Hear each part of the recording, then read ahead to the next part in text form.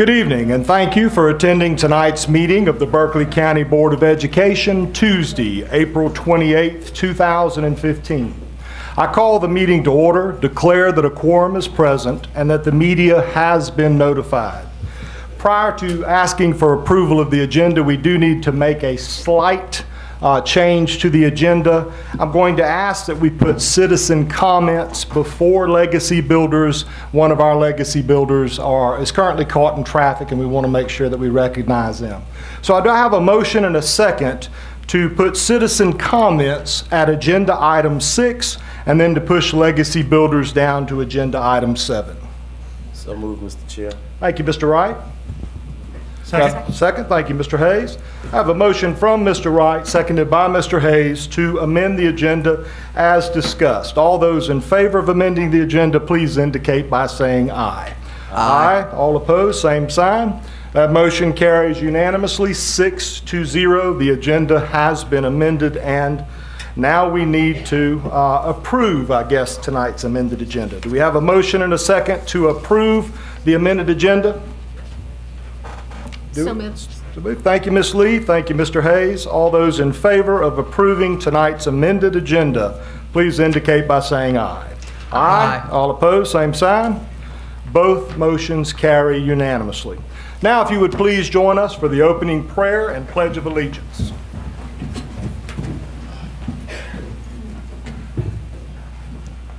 Our Father, who art in heaven, hallowed be thy name.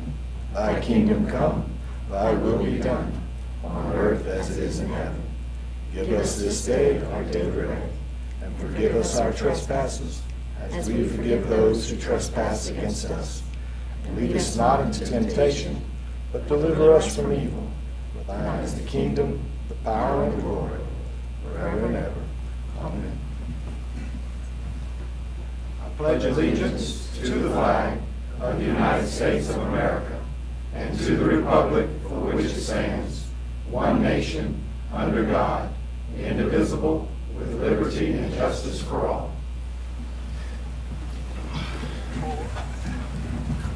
All right, we'll now move to agenda item number 4, entitled Approval of the Minutes of the Regular Meeting of April 14th, 2015. Do I have a motion and a second regarding the approval of the April 14th minutes? So moved. Thank you, Mr. McQuillan. Do I have a second? Second. Thank you, Mr. Wright.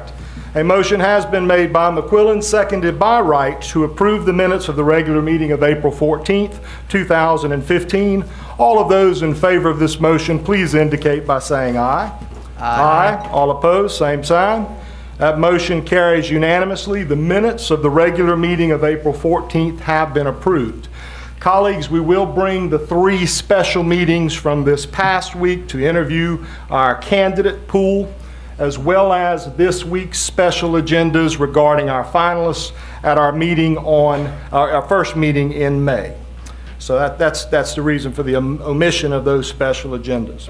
Moving on to agenda item number 5, entitled Approval of the March 2015 Head Start Budget Expenditure Report, March 2015 Head Start Credit Card Report, Revised Human Resources Service Plan, Revised Disability Service Plan, and Prospective New Hires. Do I have a motion and a second regarding this agenda item? Mr. Chair, I make a motion to approve the March 2015 Head Start information as presented in agenda item 5. I'll second. Thank you, Mr. Hayes. Thank you, Mrs. Lee. A motion has been made by Mr. Hayes, seconded by Mrs. Lee, to approve the March 2015 Head Start information as presented in agenda item 5. Do we have any discussion regarding this motion? Hearing no discussion, we'll call the question.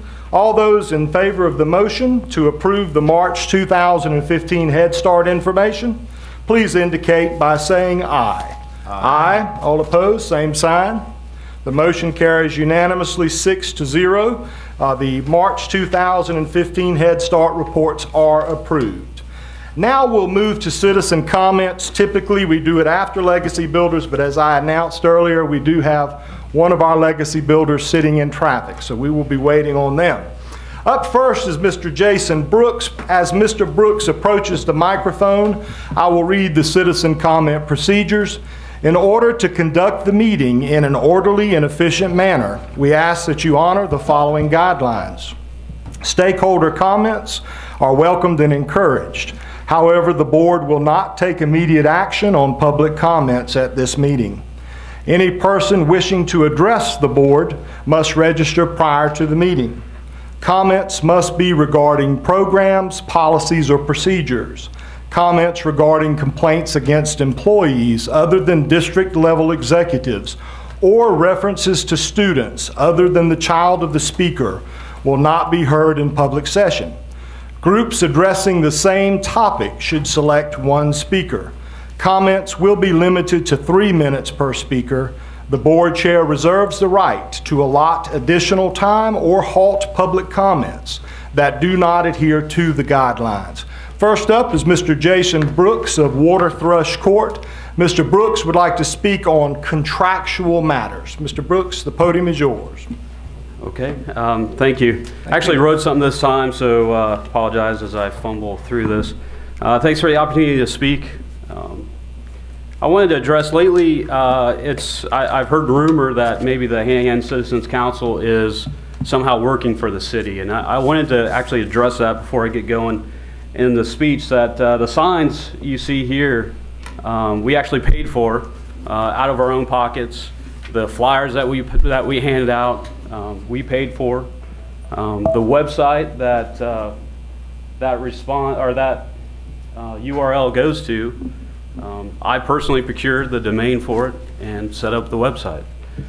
We are an independent committee, and that's the way we act.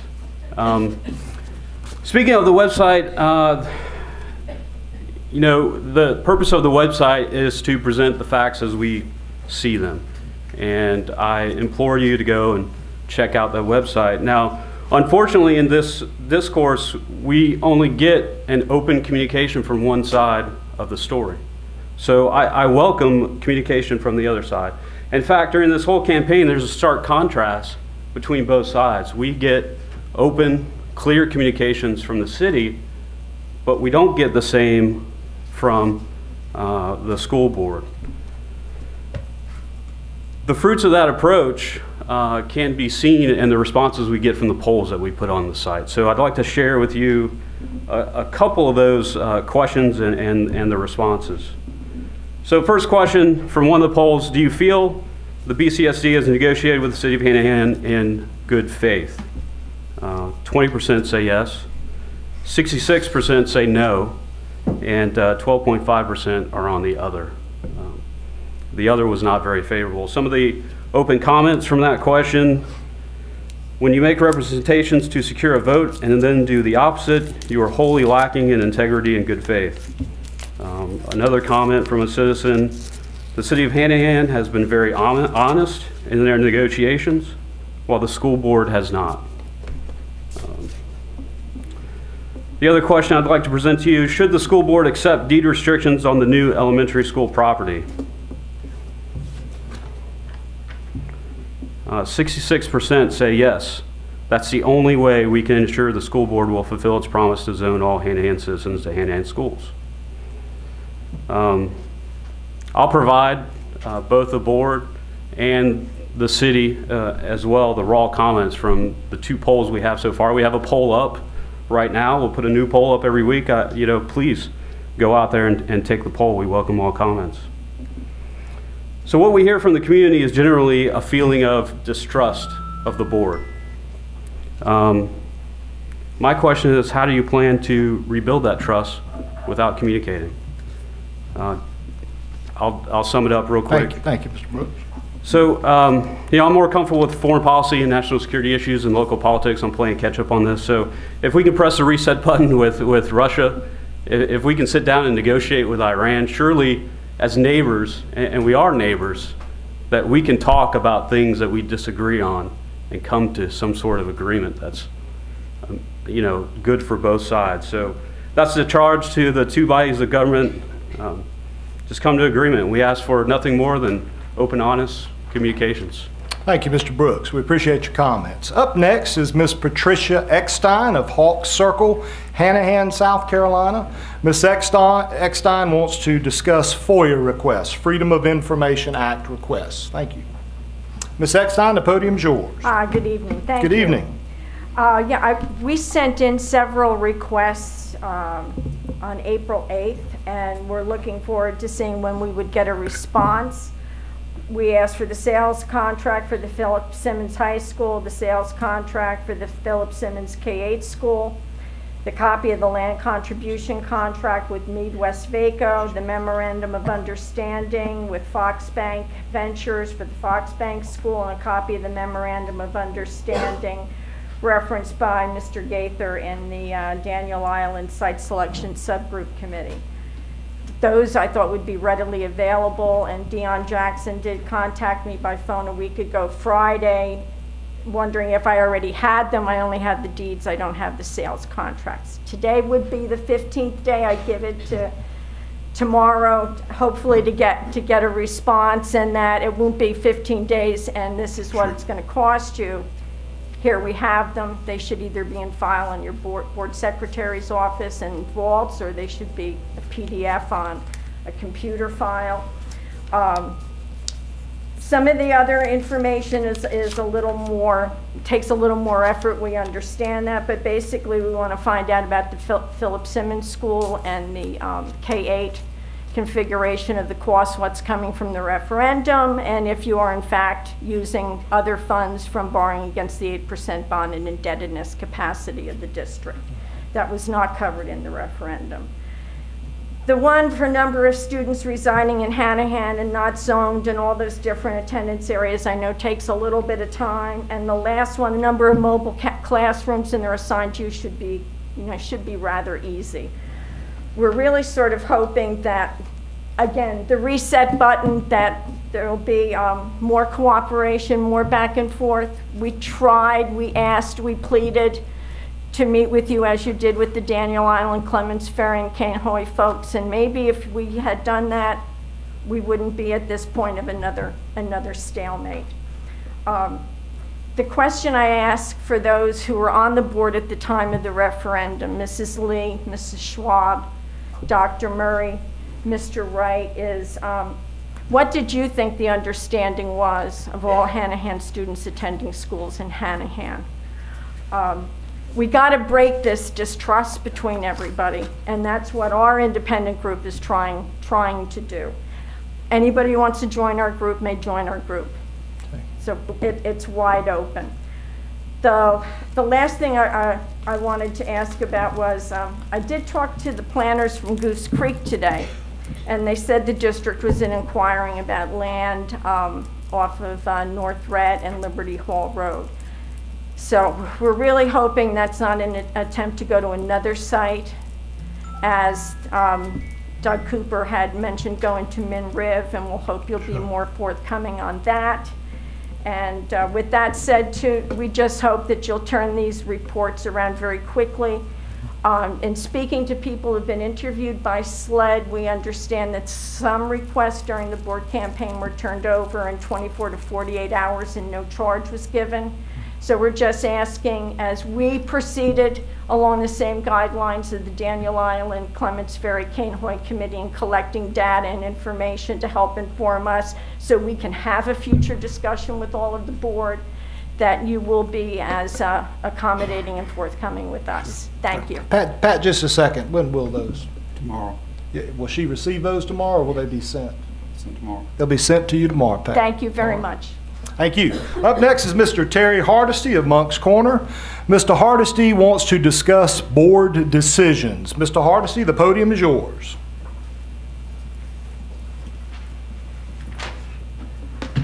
Good evening, Mr. Chairman, members of the board, Mr. Franchini. Good evening. Good evening. The last time I was here speaking, I was praising the board, and tonight I just can't. My comments tonight are aimed only at those board members who participated negatively in the decisions I'm about to describe. And due to time constraints, the list is somewhat limited. When you hired Dr. Thompson, who had no experience as a superintendent, the board made a bad decision. when you learned certain employees were using public funds to advocate for the bond referendum and did nothing to stop or condemn those actions, the board made a bad decision. When you learned 3 employees were under investigation, you chose to use public funds to pay for their criminal defense attorneys and therefore became complicit in their illegal behavior. The board made a bad decision. When you witnessed your chairman shut down public comments and violated people's constitutional rights, you sat idly by and did nothing to stop him. The board made another bad decision. When it became apparent the board was not going to honor the commitments made for certain schools proposed in the bond referendum, the board made a bad decision, and those communities became very vocal in their disdain for your integrity. When the employee who was originally indicted on an ethics charge was indicted with a felony, the board only eliminated a portion of her attorney's fees and shockingly continued to pay her salary. This was a profoundly bad decision, in my opinion. And finally, when the superintendent, the second of 3 employees under investigation, was indicted, the board immediately placed the 3rd employee under investigation in the position of acting superintendent.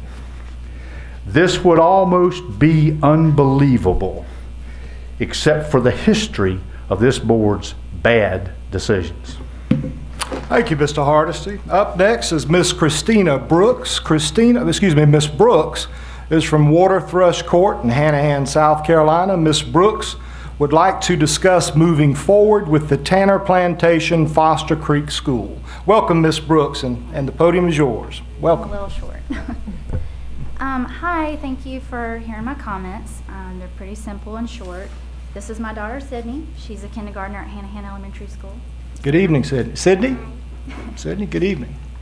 It's very simple what I ask of you. I'm just here to represent all the other parents in Tanner Plantation and Foster Creek. We're still asking the question that you see on our signs, where's our school? We want you to move forward and keep negotiating and keep talking and get it built. Thank you. Thank you, Ms. Brooks. We appreciate your time.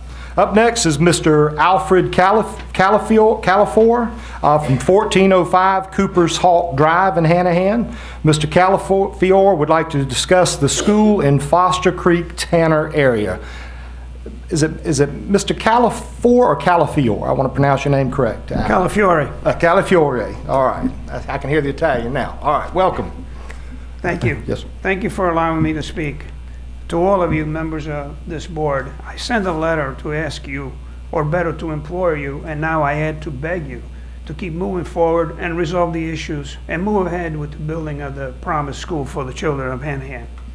Mr. Murray, I want to say thank you for your response to this letter, and particularly to the statement, and I quote, regarding your comments that all Hanahan children attend Hanahan School, the board has lived up to its commitment of zoning all Hanahan children to attend the Hanahan schools.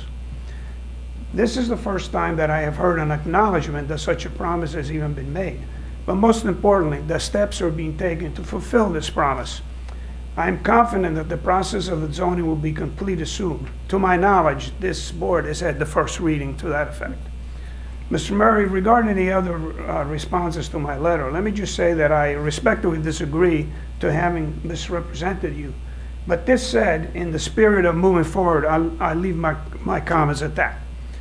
I would, however, like to address one more of your comments, and again I quote, the Tanner Foster Creek Road School was delayed when the developer of the Bowen Tract was denied his rezoning request in 2013. Despite this delay, the board has and will continue to work to secure a school site. Mr. Murray, there are those that would argue as to why the rezoning was denied and that the matter actually could have been resolved. But I bring this up for one other reason, to bring to light one important fact, and that is the Berkeley County School District has had discussions with the city of Hanahan dating back many years. The Citizens Committee has done a great deal of research of public information and finds that meetings and correspondence between the two entities go back to October 2011. And in fact, discussions go back as far as 2007. I think that this demonstrates a definite interest in the William Lane location. Furthermore, by examining presentations made by this board, its superintendent, and the associated documents, it can easily be concluded that when comparing the pertinent facts like lot sizes, cost, traffic, amenities offered by the city, residents' comments and concern, the William Lane site stands out as being the most desirable. Therefore, the statement by Mr. Murray, the board has and will continue to work hard to secure a school site, causes a great deal of concern and begs the question, why is it necessary to cause more delays and continue to spend thousands of dollars to look for another site when the one that has been of interest for many years and the one with the most going for it is there for the taking? The city will be presenting a new version of a contract, or so we're told, that will show that, like this board, it is taking steps such as rezoning the land and other things required for this to be an acceptable site. And so I come back to all of you, ladies and gentlemen. It seems to be that the two parties involved in this effort seem to be at least 3/4 of the way there. Perhaps it's 90% of the way there. I would beg for all of those concerned to put their energy and efforts toward taking the last step and making the school a reality. Be heroes to our children.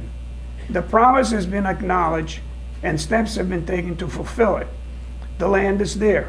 It seems to me that all that's left now is to satisfy all parties that the promise will be kept over the long term. There are a lot of smart people here on this board. Is it then not possible to bring these minds together and find a way to assure the promise now as well as in the future without giving up such things as legal authority, flexibility, or encumbering future boards? I believe that what is lacking is trust between the parties. Without trust, legal recourses may seem to be an alternative. Prenups, anybody? I will say that using ethics as a way to shut down or prevent communication and exchange of ideas between the parties or between the board and the member and its constituents, it is not a way to build trust. The citizens once before challenged the parties to stand up for our children and come together and resolve these issues. And through some discussion, some progress has been made. The committee, the Citizens Committee, is again, excuse me, offering to be the intermediate or perhaps just the tool used for communication between the two parties. Let's get the job done. Thank you, Mr. Califorri. Well said. We appreciate your comments and all of our comments tonight. Thank you so much. We certainly will take your comments and give them great consideration. All right, thank you for being here this evening. Colleagues, we have, I think we're still waiting on one of, oh, we're ready to go, Superintendent? All right, so Miss Amy Murray, if you would please come and recognize tonight's legacy builders. Miss Murray. Good evening, Mr. Chair, Dr. Good evening. Oh, excuse me. Good evening, Mr. Chair, Mr. Franchini, ladies and gentlemen of the board, and then all of you who have joined us here tonight. The first person we'd like to recognize tonight is Mr. Perry Fogel. Mr. Fogel won the South Carolina Association for Pupil Transportation's annual bus rodeo. So a little bit about the rodeo. This year's competition was at Westwood High School in Blythewood. Bus drivers from across the state competed for first, second, or third place. The competition includes a written test as well as a timed skill demonstration as well as a timed skill demonstration on a driving course. The course is designed to test every phase of driving that a bus operator encounters under normal driving situations. The challenges include a pre-trip inspection, parallel parking, diminished clearance, alley dock, and railroad crossing. Clearly, Mr. Fogel is excellent at what he does, seeing as though I sometimes have problems parallel parking my Civic. Because he won first place, Mr. Fogel will attend the convention and banquet that will be held in Myrtle Beach from July 12th through the 16th. This isn't his first time claiming the title, though. He won in 2012 and 2013 as well. In 2013, Mr. Fogel represented the state of South Carolina in the National Bus Rodeo competition held in Wichita, Kansas. He was named Bus Driver of the Year for 2012-2013 as well. So since you're already up here and you've joined me, do you have any words? Hello, I just would like to thank God for just giving me this ability to perform my job at such a high level. I love this job. I love the kids, and just love being able to have the opportunity to be a role model for the kids here. Thank you.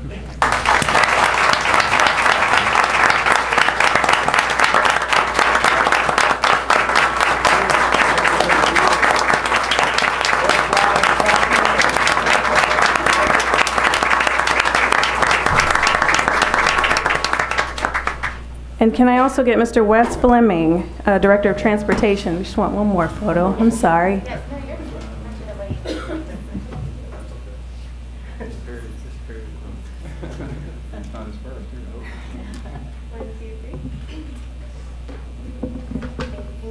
Congratulations.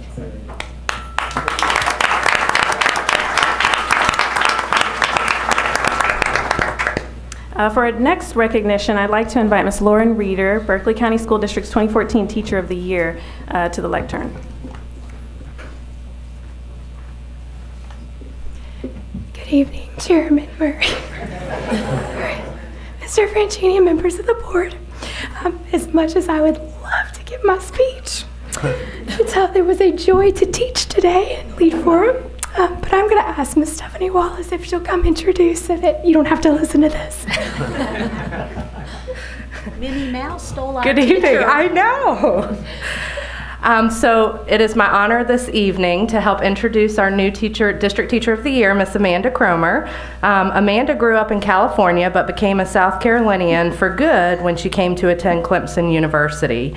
She graduated with a BA in secondary education in English, and she moved to Charleston, where she taught in Charleston County for 9 years. She joined the faculty at Hanahan High in 2013 and is proud to be a Hawk. She received her National Board certification in Young Adult English Language Arts in 2009. She is married to a South Carolina native and has 3 boys. Amanda has assumed numerous leadership roles, such as the Freshman Academy lead teacher and a leadership camp coordinator. She believes that first and foremost, teachers should embrace that each and every student has a right to learn and is capable of doing so. By living this philosophy, teachers are the most committed they can be to their students and their learning. Fostering the idea that each mind walking into the classroom is a learner allows for teachers to teach to the student. She says some of her greatest contributions to the classroom are when she sees students have the same appreciation for learning, reading, and writing as her teachers gave her. She said in her application, "It gives me great pride to see a student who is at first adamant against writing flourish in the well-written essay they turn into me. My passion for what I teach contributes to the interests my students develop as they are in my classroom. I know that when my students leave my room at the end of the year, they feel more confident in their reading and writing skills and are more aware of who they are as learners and as people." Ladies and gentlemen, Miss Amanda Cromer.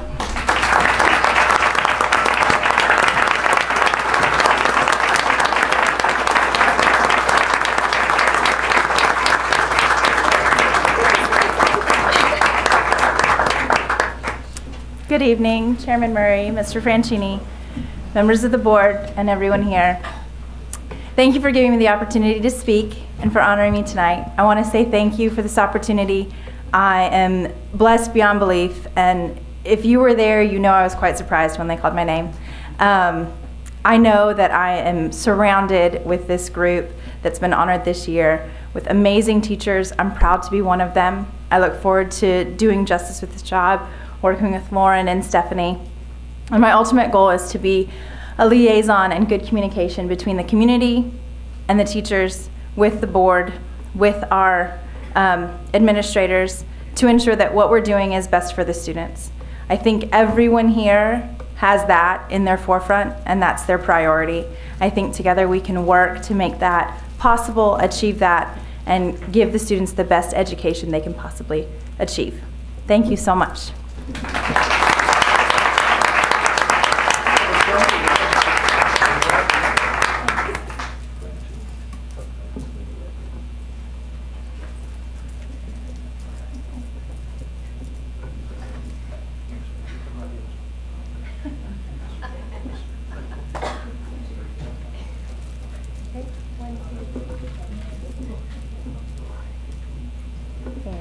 hold that pose?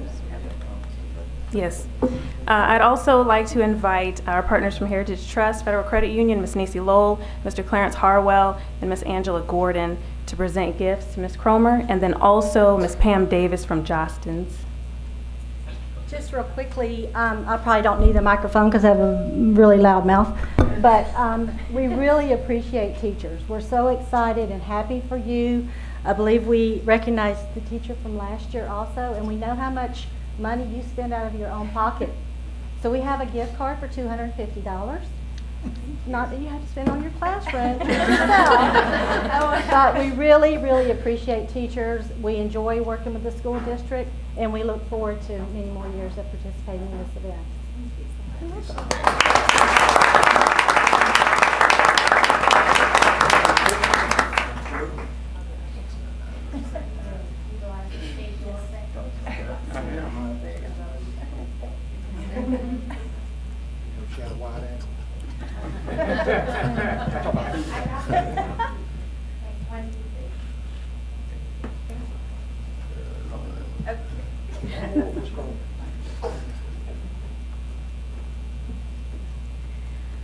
Good evening. I just wanted to express my pleasure at being here today to congratulate the Teacher of the Year for Berkeley County School District.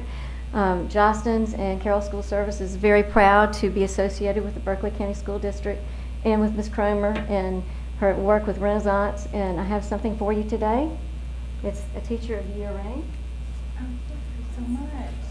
Oh, that's beautiful. And I hope you wear it with pride. I will. Thank you so much.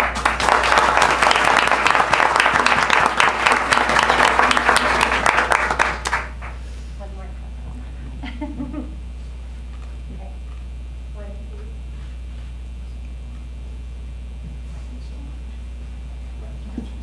Yeah, you can see that now.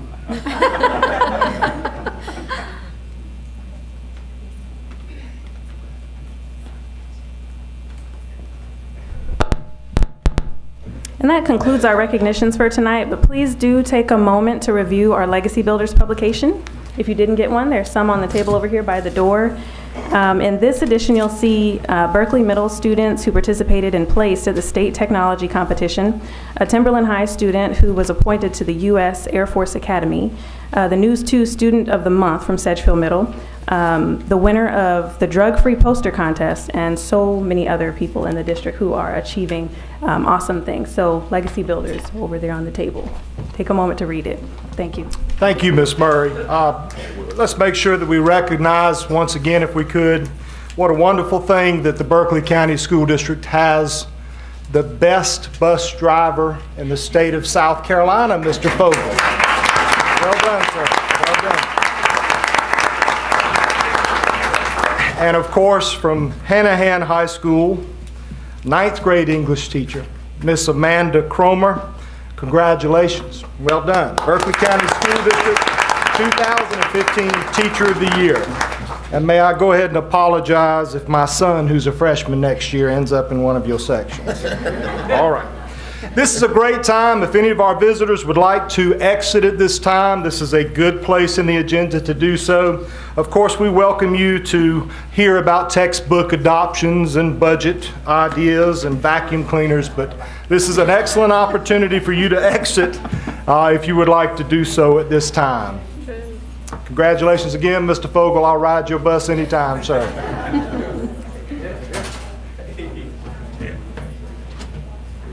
That's a fine fellow right there. I don't know.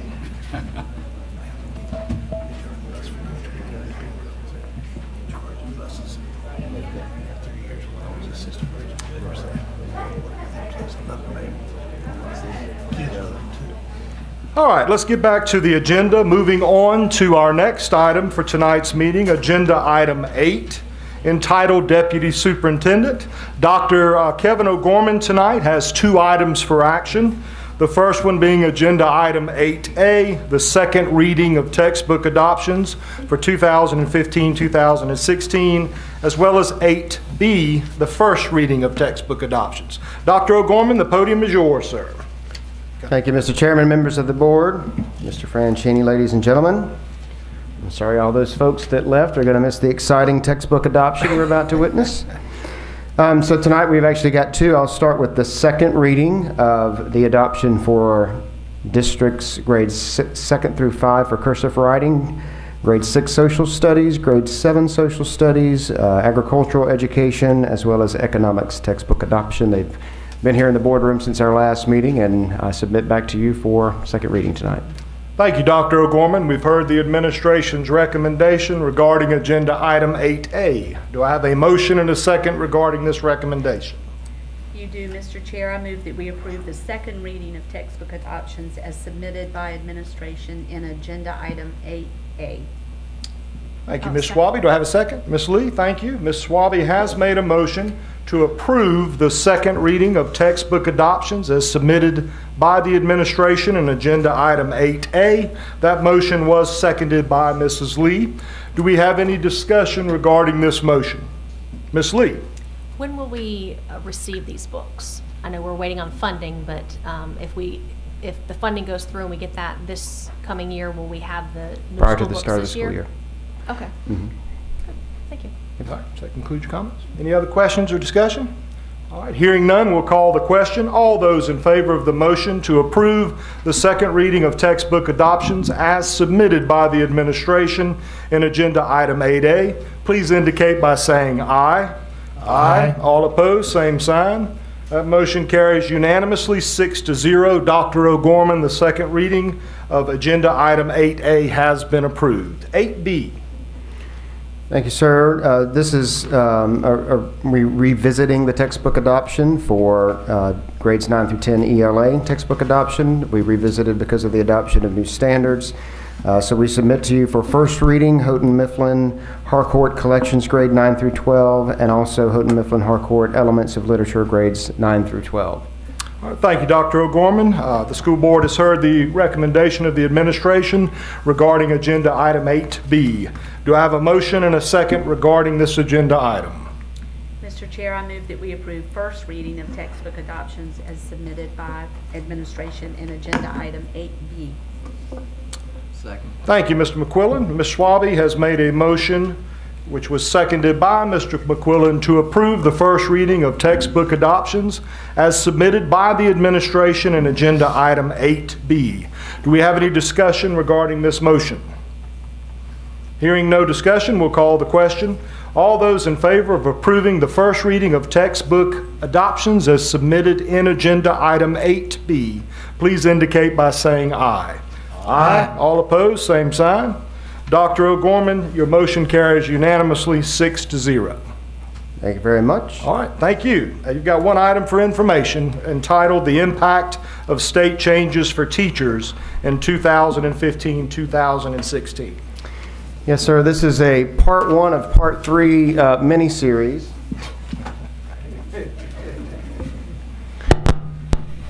We didn't think you could endure all the fun in one sitting, so we're going to start with part 1. I can get my hand on the navigation key here. So tonight you are going to hear from instruction and accountability, but we have joined forces with Mr. Davis and Dr. Levine from HR. What we want to do is talk about the impact of a lot of changes at the state and how that might look through the eyes of a teacher. You could hear what that has to do with standards, curriculum, and assessment, but we want you to think about all these things and how it impacts the lives of teachers for 2015 and 16. So tonight I'm going to cover new standards, for ELA and math, talk about what that means, a little bit about the unknown assessments that we face. Next board meeting, you'll hear about the updates from Read to Succeed, and then on our third series, you'll hear from Mr. Davis and Dr. Levine about student learning objectives, affectionately known as SLOs, value-added measures, and then, of course, updates to the principal evaluation from the state.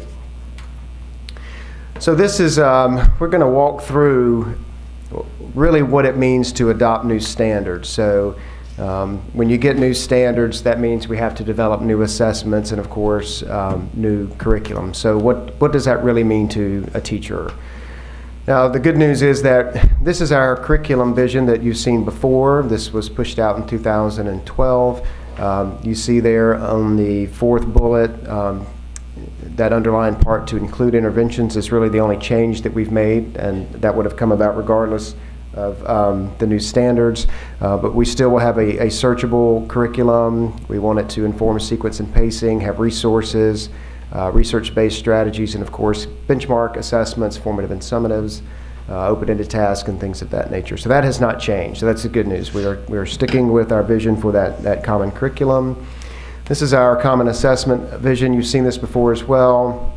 This essentially talks about the fact that we want an online assessment builder for teachers that's user-friendly, looking for a universal screener for grades K to 2. We want authentic assessments available to teachers, benchmark assessments. We want a reporting platform that's easily understood by students, parents, and teachers that help us with evaluating professional development, our curriculum itself, test reliability, things of that nature. And again, our most important piece is that it's understood by all audiences.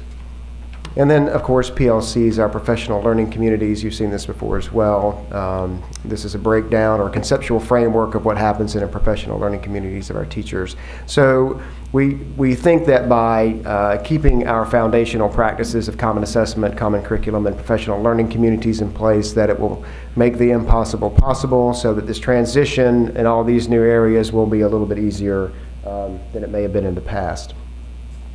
So this is just a breakdown of a timeline of what's happened in the state specific to the adoption of standards and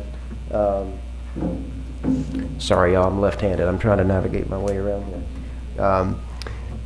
So what's going on over the past 5 years? So in 2010, Common Core was adopted. We wrote curriculum in 2012. We implemented in 14-15. We did a hybrid assessment in 14-15.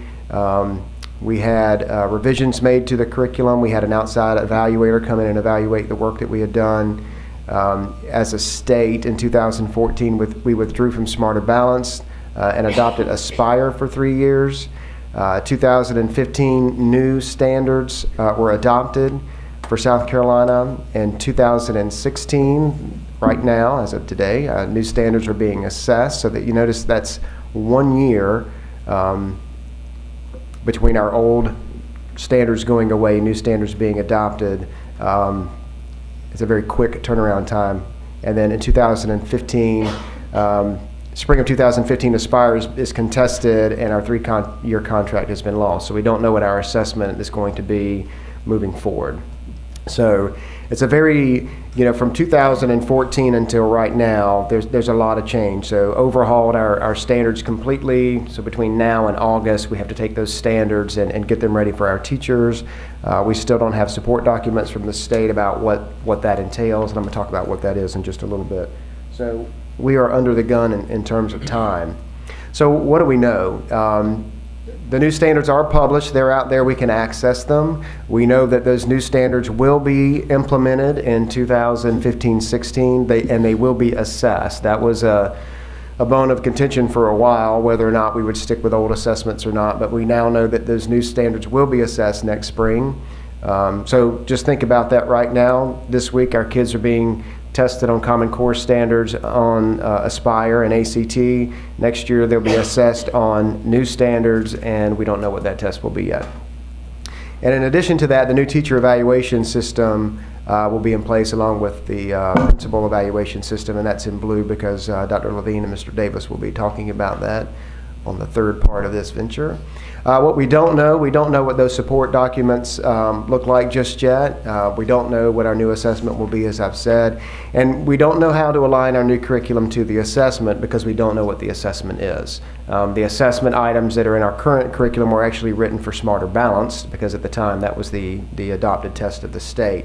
So it's tough to get those aligned to a test and you don't know what that is. And of course, Read to Succeed, we're getting new information on every day, and you'll get updates on that, like I said, the next board meeting. So on our to-do list prior to August, we need to evaluate and identify priority standards. So we have to take all the standards, K to 12, and figure out what the priority standards are, develop unit planning organizers. We call those UPOs for short, for ELA and math. provide a curriculum map and assessments in Mastery Connect. That's our online assessment platform. We will create units 1 and 2 pre and post assessments, so we will try to get assessments ready for the start of the school year. We will not be able to write assessments for the entire school year in the short time frame that we have. Develop in-house assessments for remaining units up to 9, so we need to develop a plan for how after units 1 and 2 we have pre and post assessments ready for teachers as the year progresses, and then plan for ongoing performance task training for all ELA and math teachers to address new standards.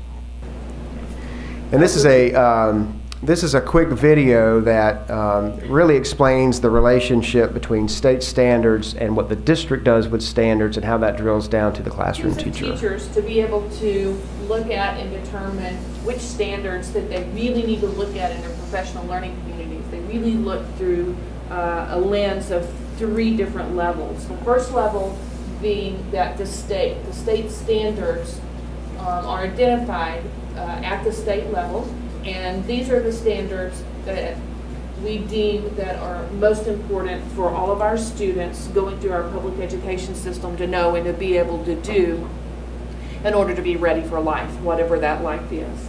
So a district then will take the state standards and they will determine high priority standards. Because there's so many standards at the state level and we have to teach all of these standards, the district has to determine which ones are the high priority that we build our curriculum around, that students really need to demonstrate mastery of as they go through the K-12 system. Then at the school level, the school, they have to teach all these standards. They have to look at the district's high priority standards identified in the curriculum, but they also have to look at their own data, their own student data. And this student data will determine for the school which one of these standards that come from these standards is what they really focus on a weekly basis to plan instruction around. Because the data that they look at is what are the standards, the knowledge and skills that our students have mastered that we continue to teach at the level we've been teaching, but what are the standards our students are not demonstrating mastery of that we really need to focus our instruction around. And so that focus comes from here, which comes from here. So these are the 3 levels of 3 lenses that schools will look at to determine what teams of teachers will focus on a weekly basis. So you can see how the district is kind of waiting on the state to get some things done, and then the schools are waiting for the district to get work done so that they can get ready for next year. And of course, all of this will eventually tie back to the teacher evaluation system with value-added measures.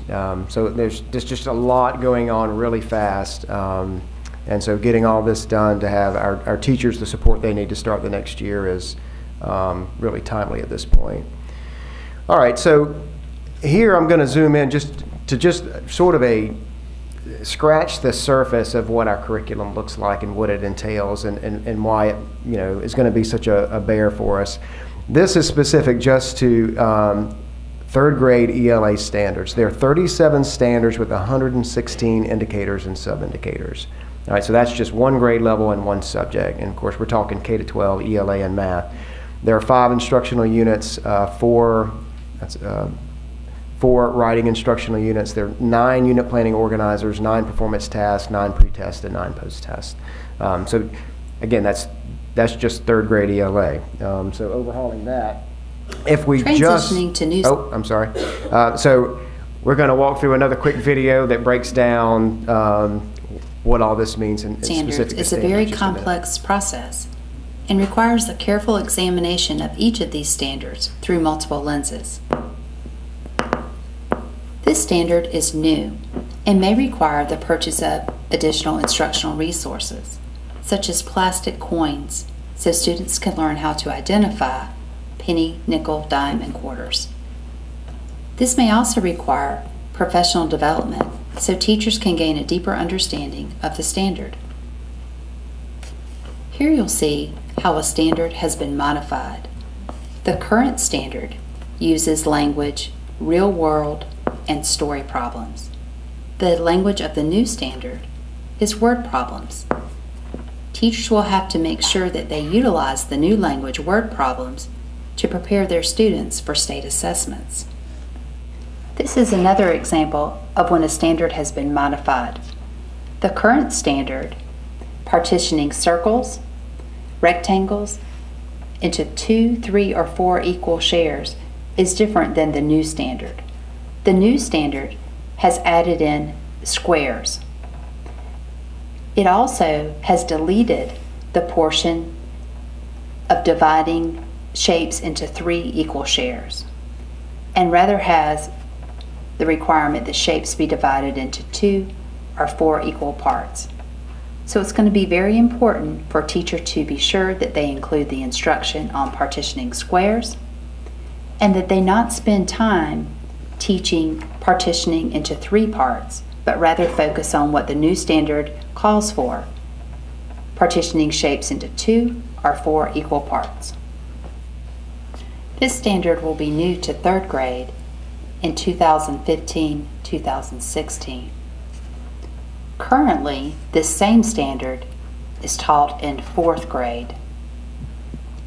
So what this means is next year, not only 3rd grade teachers will need to teach this standard, but 4th grade teachers will need to teach this standard as well, because the students that are moving from 3rd to 4th grade will have not been instructed on this particular standard.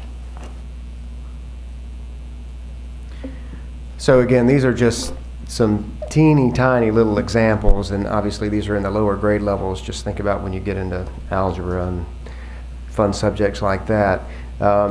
This movement of a standard from 3rd grade to 4th grade creates what we call learning gaps, where something was supposed to be taught at one grade level under one set of standards, you adopt new standards, and the content has moved in grade levels. You've got to go back and basically catch that student up because, as she said, those students will have missed out on that particular standard. So how do you drop that in addition to all the new content and standards they have in that particular grade level without missing out?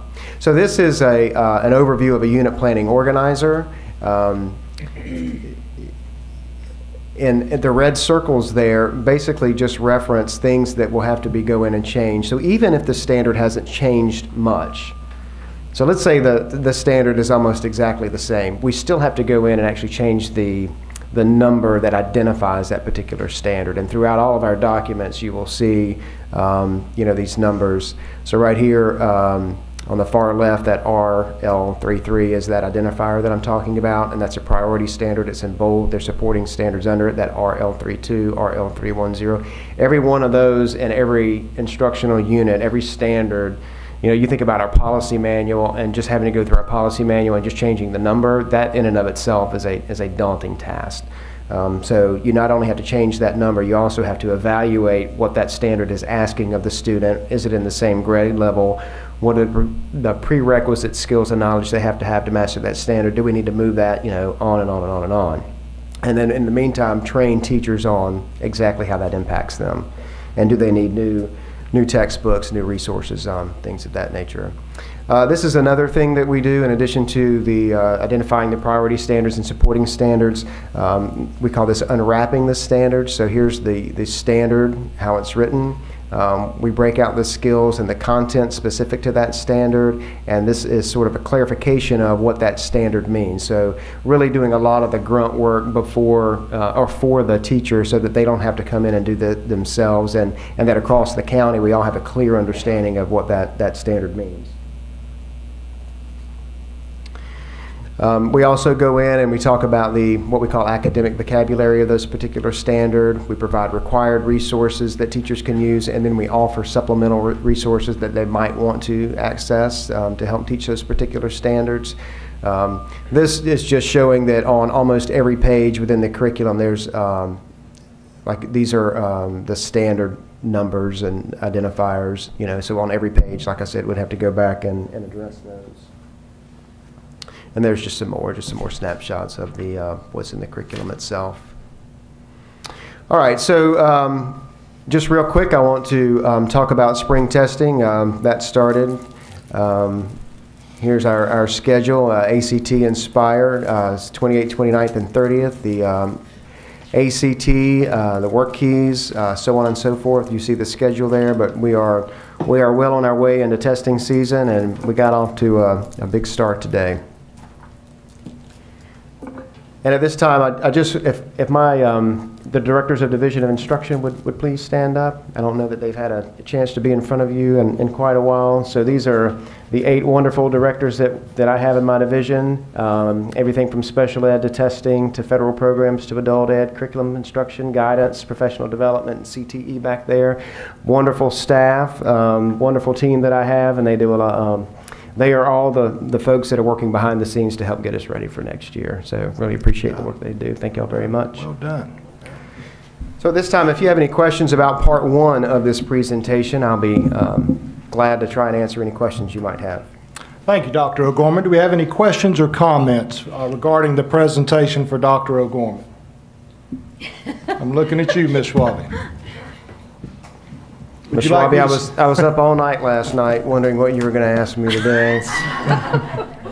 Well, go ahead. Are you ready? I just mourn for a moment Yes. how much work Dr. O'Gorman and his staff and all of the teachers have done to get us where we are, and we're in a very good place, student achievement-wise, and I don't want that to get lost in all of this. I hope that the message all of you are getting is the same one I'm getting, of just feeling really sick right now for classroom teachers who just want to know how their students are going to be assessed and how they're going to be assessed once that 30%, 20% of this assessment that no one has chosen yet, how that's going to figure into their evaluations. 30. And I know that's coming, 20, so yeah. I won't steal anyone's thunder, but it is a wonder that we're even talking about teacher recruitment when we do this sort of thing to professionals who have been trained to assess student learning and can do that really well. So thank you for pulling it together. I think it's really important that all of us as board members pay attention to this, and we do appreciate everything all of you are doing to keep us moving forward, doing what's right for kids. And I'd like to add to that. I know you expected that I would speak on this subject again. I want to first of all compliment you and all of your directors. We're at an all-time high, excellent report card rating. Things are going well. But I'm going to say it to you again. I am worried for our teachers. Decisions at the state level have not been kind to our teachers. And I would hope that you and all of our directors understand going forward that this is going to be a very tough time. Being a classroom teacher was the toughest job I've ever had. I cannot imagine going through what they're going to have to go through again. So, Dr. O'Gorman, I know you're very competitive. Our ratings certainly show that. But I would ask you to keep our classroom teachers in mind. Like Jamie Vollmer says, we keep piling more and more on their plate. And this is yet another example of that occurring. So let's make sure that the Amanda Cromers and the Lauren Reeders and the Stephanie Wallaces in our district, that we are keeping an eye on them and making sure that we're moving at an appropriate pace. Dr. Murray, I want you all to know that Ms. Reeder and Ms. Wallace have my cell phone on speed dial. I'm sure Ms. Cromer will have that number quickly. We do ask a lot of feedback from them. We try to keep in touch with the teachers and support them. We are massaging some plans to make this as painless as possible for teachers, but it will not be easy. In terms of that excellent rating, I do just want to prepare you a little bit. I'm concerned. This is the first time our kids have taken a time test. They were stressed by that. It's again the first time we've been assessed on Common Core. Other states across the nation have done miserably the first time assessed on Common Core. I'm trying to keep my chin up as we go through this, but I'm concerned about some of the feedback I heard today from teachers and students about how that time test was just. We didn't know at the beginning of the year we were going to have a time test, so it's been tough on them. Right. Thank you. Thank you very much. Any other comments? Dr. O'Gorman, thank you for the update. We appreciate your comments this evening. Moving next to agenda item number 9, financial services. Mr. Brantley Thomas has 2 items for action and an item for information. Mr. Thomas, we are yours, sir. Thank you. Dr. O'Gorman, thank you for making this a part 1, 2, and 3. And now you get to hear about vacuum cleaners and chef coats. Yes, vacuum cleaners. The first item on bid is IFB 446 for Windsor vacuum cleaners. Our district has gone through a bid a while back, and those cleaners are not performing as we thought, and so we've gone out and done another RFP for that, or IFB for that, and we would like to award that to Janpack for initial purchase of 40 units for $15,504. Ask for your approval. Thank you, Mr. Thomas. You've heard the administration's recommendation regarding 9A. Do I have a motion and a second? Mr. Chairman, I make a motion that we approve IFB 446-1415 for Windsor vacuum cleaners to Janpack for an initial cost of $15,504 as presented by Mr. Thomas in Finance Agenda 9A. A second. Thank you, Ms. Lee. Thank you, Ms. Schwabe. A motion has been made to accept the administration's recommendation to approve invitation for bid 446 for the 14-15 school year for Windsor vacuum cleaners to Janpack for an initial cost of $15,504 as presented by Mr. Thomas in Finance Agenda Item 9A. Do we have any questions or discussion from Mr. Thomas regarding 9A? Mr. McQuillan? The math on that, these things are like $400 each. These vacuums, I mean, are they special vacuums or? I'm not sure about the specialty of it, but you know, there's a lot of stuff brought into the schools, but I know they are special industrial. Is that, I mean, is that a common price for an industrial vacuum? Okay. It's probably higher. Having sat through a rainbow proposal or two. Y'all too? It's expensive. I agree with you, Mr. McQuillan. Any other questions or comments? Hearing none, we'll call the question. All those in favor of the motion to accept the administration's recommendation for agenda item 9A, please indicate by saying aye. Aye. All opposed, same sign. Aye. Mr. McQuillan opposes, Madam Secretary. The vote passes 5-1 in favor of the motion. Mr. Thomas. Thank you. 9B. Next you have RFP 2015-3 for chef coats. I was going to put one on, but they didn't have one for me. Traditionally, these coats last about 2 years, and we supply each of our folks with 4 shirts per for each year. So it was time to rebid that, and we would like to award that to Happy Chef for an estimated cost of $26,092.16. Thank you, Mr. Thomas. Regarding agenda item 9B, do I have a motion and a second? Yes, sir. I make a motion that we approve RFP 2015-3 for chef coats to Happy Chef for an initial cost of $26,092.16 as presented by Mr. Thomas in Finance Agenda Item 9B. Thank you. Do I have a second? I'll second. Thank you, Ms. Schwabe. A motion has been made by Mrs. Lee, seconded by Ms. Schwabe to accept the administration's recommendation. Ms. Lee, I think your price carries it out to the cents column. What did you have in the, I've got $26,092. What was your motion? I believe it was 16 cents. Is that correct? Yes, that's correct. 16 cents. I wanted to make sure I repeated your motion correctly. Thank you. A motion has been made by Ms. Lee, seconded by Ms. Schwabe to approve request for proposal 2015-3 for chef coats to Happy Chef for an initial cost of $26,092.16 as presented by Mr. Thomas in Finance Agenda Item 9B. Do we have any questions or discussion regarding this item? How many chef coats? Mr. McQuillan. We have about 200 employees. That's about $16.45 a shirt, I understand. So, it's whatever that comes out to be. But a lot of them. A lot of them, yeah. Yeah. Any further questions, Mr. McQuillan? Anybody else? We'll call the question. All those in favor of the motion to approve the administration's recommendation for agenda item 9B, please indicate by saying aye. Aye. All opposed, same sign. That motion carries 6-0. Mr. Thomas, both 9A and 9B carry. Now for the quarterly financial report. Thank you, Mr. Chair, members of the board, and Mr. Franchini. Dr. Murray, I've already apologized to Amanda. My daughter's already in her class. Oh, I got you. Well, mine's coming next. She's getting them ready. Right. I'm going to kill the lights, Charlie. As the agenda portrays, this is the financial report for March 30, 2015. 75% of the year is done, and we have less than 25% to finish. So we're in April, so we have basically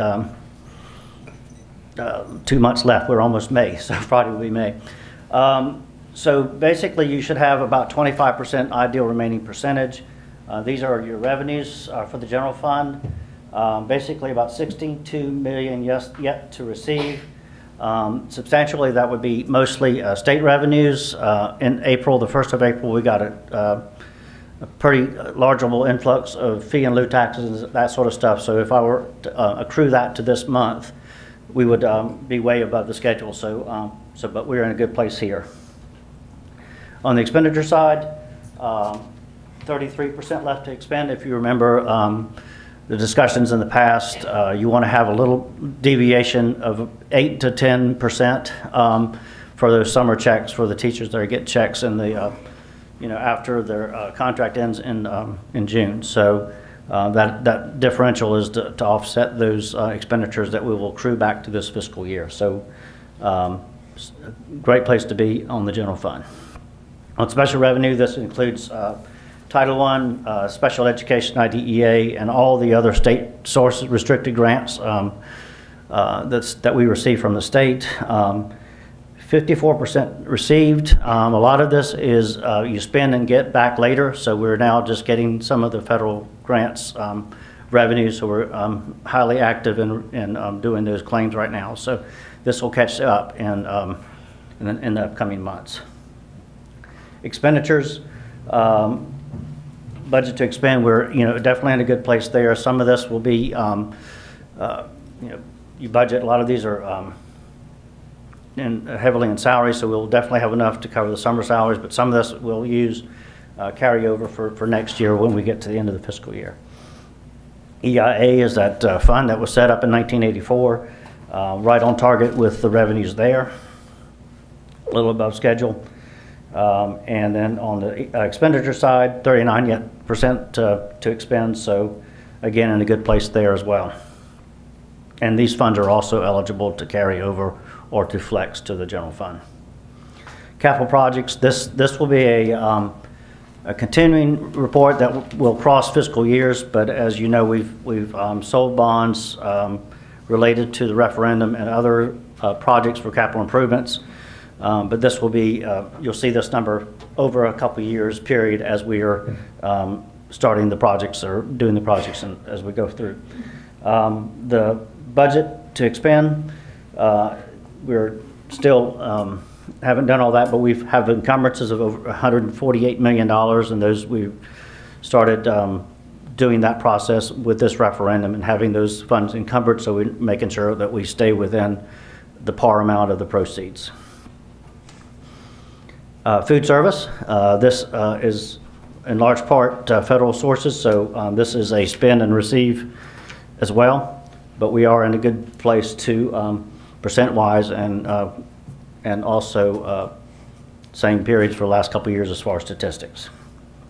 Expenditure side, we're in a good place there with budget to expend, and most of those salaries end actually in June and don't get accrued, so we'll have hopefully some fund balance here to carry forward. The next couple of slides are just things that we've done in the Office of Finance that y'all have seen before. I'm not going to read them all, but they're in the PowerPoint if you want to read them and ask me questions later or tonight related to the procurement code and procurement reports that we send to y'all semi-annually. All right, do we have any questions or discussion for Mr. Thomas regarding the quarterly financial report? Any update on the base student cost? Any changes? Still the same. I believe the Senate will be getting a hold of it soon, so hopefully they're usually a little bit more generous to K-12 education. From what I've seen from the Board of Economic Advisors, that revenue from same period last year to same period this year is increasing. Good. So we'll just hope that we will see some upward swing in the base student cost. All right, thank you. Thank you. All right, thank you, Mr. Thomas. We appreciate your report. Prior to going to Superintendent Franchini, Mr. Hayes, did you want to give us a quick, brief report of what to expect this week from the superintendent finalists? We have all three of them lined up to come in here this week, starting on Wednesday. At each day at 4:30, we'll have a reception in this room for employees of Berkeley County, and at 5:30 each day, we will have a reception for the community. Anyone can come out and meet the candidates. So far, we've heard from 2 of them that are bringing their wives with them, so that would be an opportunity to not only meet the candidates, but also the wives. We're excited with this group. They're very high maintenance people that they've really been successful in what they are doing, and we're just excited to bring them in here and let everyone meet them. My wife says I'm high maintenance as well. It's true. All right, Superintendent Franchini, your report, sir. Good evening, Mr. Chairman, members of the board. I have several things to announce tonight and to bring to your attention. First of all, April is National Library Month, and we'd like to take this opportunity to acknowledge the roles of our school librarians in our district. Armed with print resources and technology, our teacher librarians are generals in the war on literacy. They are intellectual visionaries whose talents make them invaluable in the information age. Their knowledge and enthusiasm make the libraries the hubs of our schools. If you don't believe it, just walk into them and see how busy they are and how it's buzzing there. We are grateful for all these gifted professionals to support our teachers and to enhance the learning opportunities for students. The Berkeley County School District celebrates the contribution of our teacher librarians who serve our schools. And I think we have some in our audience tonight. If they would stand as representatives and be recognized, please. Yeah.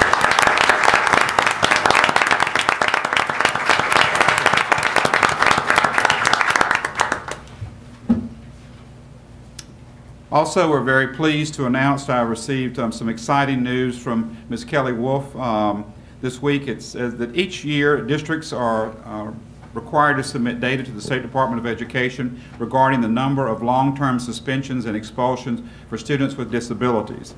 For the 13-14 year, which was the audited year, the Berkeley County School District was not identified as having significant discrepancies for the long-term suspensions, expulsions of students with IEPs.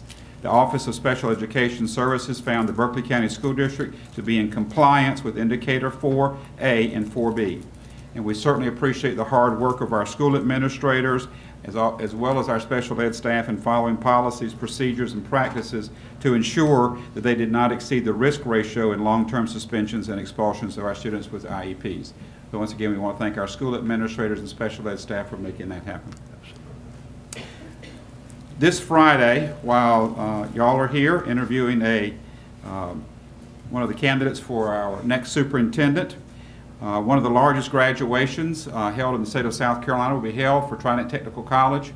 And I'm very proud to say that at that ceremony, we will have 18 students from Berkeley Middle College, our largest to date, who will receive their associate's degree, and 5 students who will receive their pre-nursing certificates that evening. All of them receiving diplomas or certificates a full month before they receive their high school diploma. Yeah.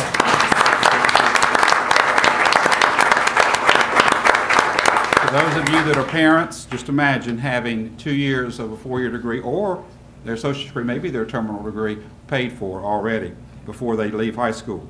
It should also be noted that the 23 students participating Friday are out of a class of 50. So almost half of the class will receive some sort of degree or certificate that evening. So we'd like to thank Ms. Freeman, who's here in the audience, and her staff for working with our students in Trident Technical College to make this happen. We're very proud of the partnership we have with Trident Tech, so thank you. So I'd also like to invite the board to the Breakfast of Champions, which will be held at Charleston Southern University on Thursday, May 7th at 7:30 a.m. This event will be recognizing the students in each of our high schools with the highest grade point average. We'll also recognize a student for leadership and one for outstanding service to the community. In addition, each senior receiving an award will have the opportunity to recognize a teacher who's made a difference in their life.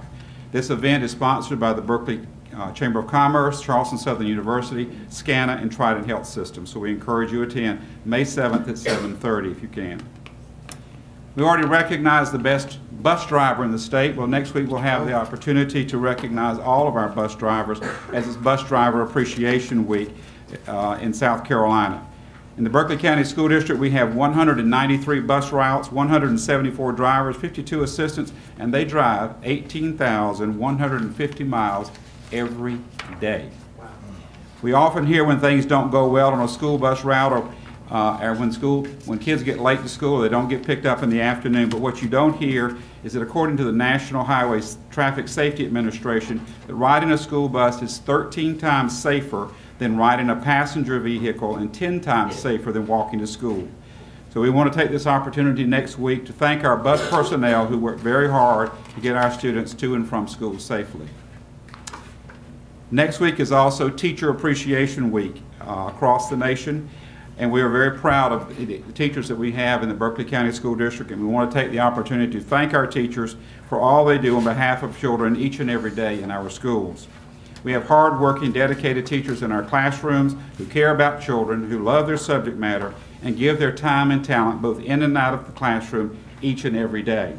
So I urge everyone in this audience and every one of our board members to make sure that next week you thank a teacher for making a difference in the lives of children in Berkeley County. Last Wednesday, I had the distinct honor and privilege to be Ms. Lauren Reeder's date for the South Carolina Teacher of the Year banquet, and as you can see, it left her speechless. At the Convention Center in Columbia. Her mother didn't trust me, though, because she came along as a chaperone.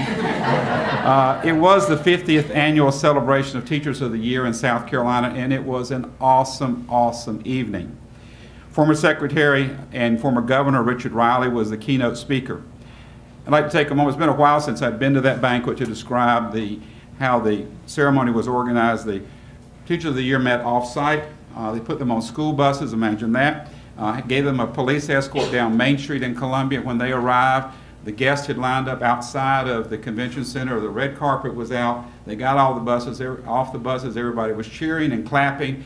And I was sort of toward the end of the line. I looked around, and all the support staff that was there to carry off the banquet, the wait staff, the folks that were there to work the event, they were also lined up as they came through the event. So as I was looking for Lauren and very excited, on a personal note, I'd like to say all of a sudden I heard, "Mr. Franchini!"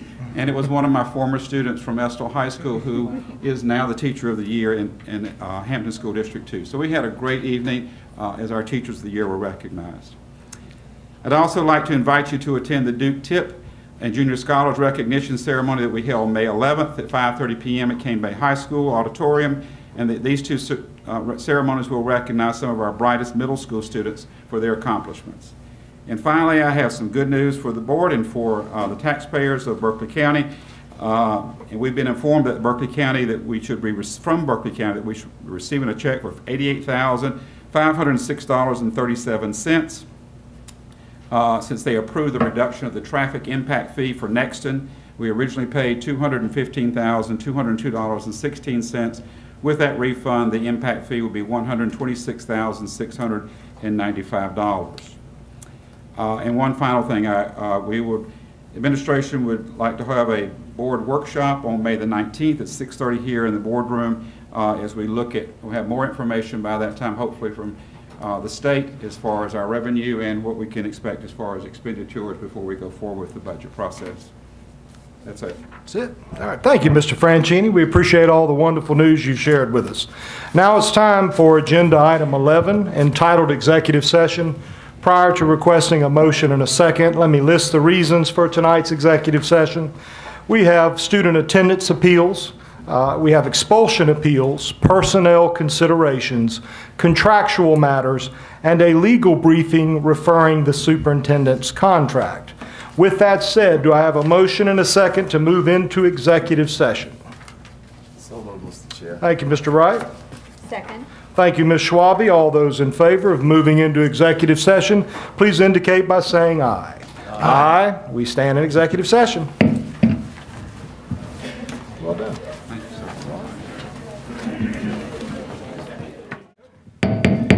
Do I have a motion to return to regular session as well as a second? Mr. Chair, I move that we return to regular session. Second. Thank you, Ms. Schwabe. Thank you, Ms. Walford. All those in favor of returning to regular session, please indicate by saying aye. Aye. Madam Secretary, please allow the minutes to demonstrate that Ms. Walford did join us during executive session. With that said, we'll take care of our business from executive session. Let's start with our attendance appeals, and we'll start with attendance appeal number 1. In the matter of attendance appeal number 1, do I have a motion and a second? Mr. Chair, I move that we deny the attendance appeal of student number 1. A second. Ms. Walford has made a motion to deny the attendance appeal of student number 1. That motion has been seconded by Ms. Lee. All those in favor of denying the appeal, please indicate by saying aye. Aye. All opposed, same sign. That motion carries unanimously 7-0. The attendance appeal for student number 1 has been denied. In the matter of attendance appeal number 2, do I have a motion and a second? Mr. Chair, in the matter of student number 2, I move that we deny the appeal. I second. Thank you, Mrs. Lee. Thank you, Mrs. Schwabe. A motion has been made to deny the attendance appeal of student number 2. All those in favor of the motion, please indicate by saying aye. Aye. All opposed, same sign. That motion carries unanimously 7-0. The attendance appeal of student number 2 has been denied. In the matter of student number 3, do I have a motion and a second? Mr. Chair, I move that we grant the attendance appeal of student number 3. Second. So Mr. McQuillan moves to approve the appeal of student number 3. That is seconded by Mrs. Walford. All those in favor of the motion, please indicate by saying aye. Aye. All opposed? That motion carries 7-0. The attendance appeal of student number 3 has been approved. In the matters of students 4 and 5, do I have a motion and a second? Mr. Chair, I move that we deny the attendance appeals of students number 4 and 5. I second. Thank you, Mrs. Walford. Thank you, Ms. Schwabe. A motion has been made by Walford, seconded by Schwabe, to deny the attendance appeals of students number 4 and number 5. All those in favor of the motion to deny, please indicate by saying aye. Aye. All opposed, same sign. That motion carries unanimously. The attendance appeals of students 4 and 5 have been denied. Do I have a motion and a second regarding the attendance appeal of student number 6? Mr. Chair, in the matter of student number 6, I move that we deny the appeal. Second. Thank you, Mrs. Lee. Thank you, Mrs. Walford. A motion has been made by Lee to deny the attendance appeal of student number 6. That motion was seconded by Walford. All those in favor of denying the attendance appeal of student number 6, please indicate by saying aye. Aye. All opposed, same sign. Aye. That motion carries 6-1 with McQuillan voting against the motion. So the attendance appeal for student number 6 is approved. It is denied 6-1.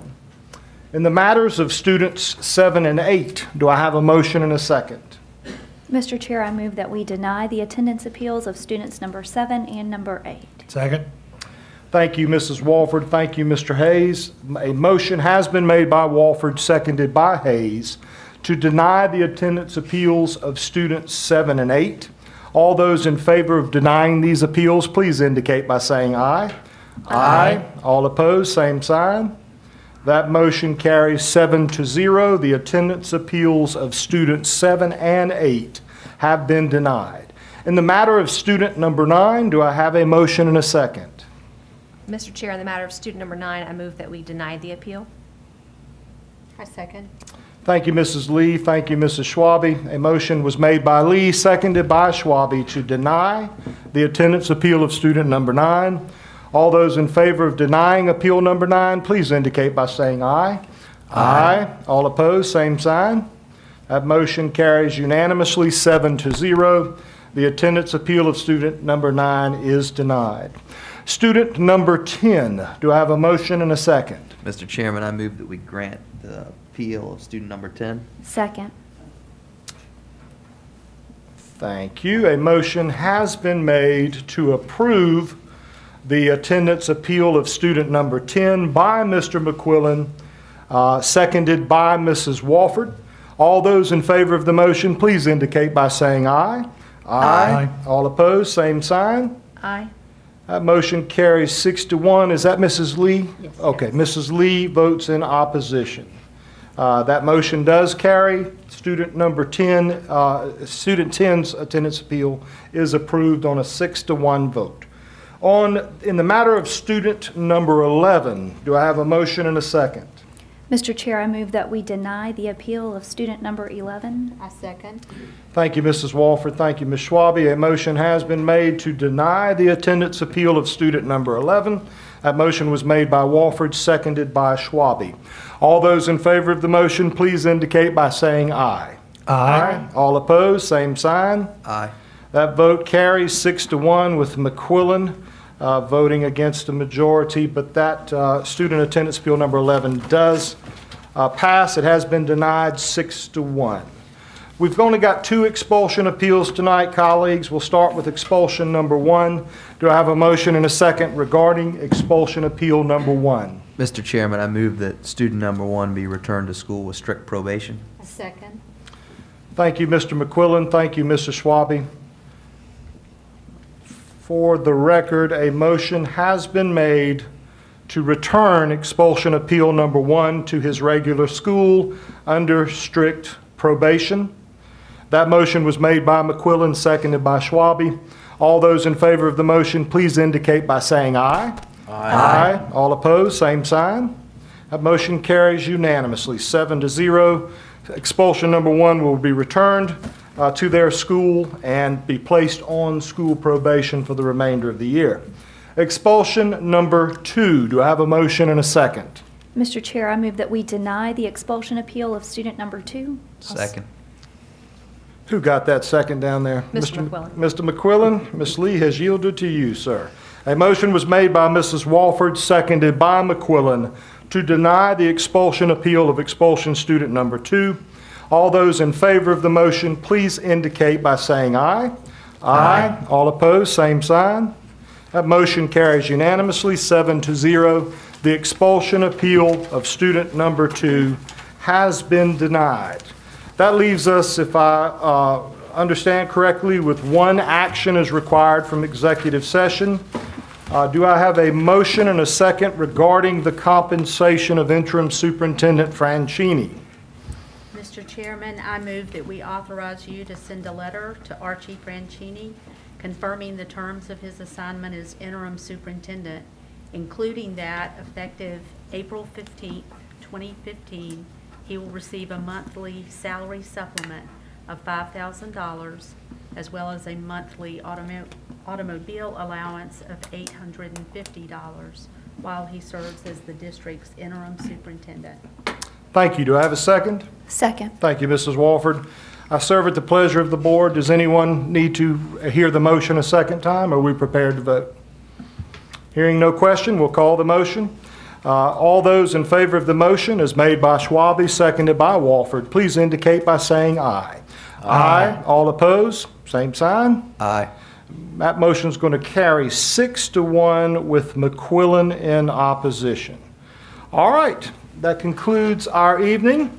All I need now is a motion and a second to adjourn. I move we adjourn. Thank you, Ms. Schwabe. Second. Thank you, Ms. Walford. Excuse me. All those in favor of adjourning tonight's meeting, please indicate by saying aye. Aye.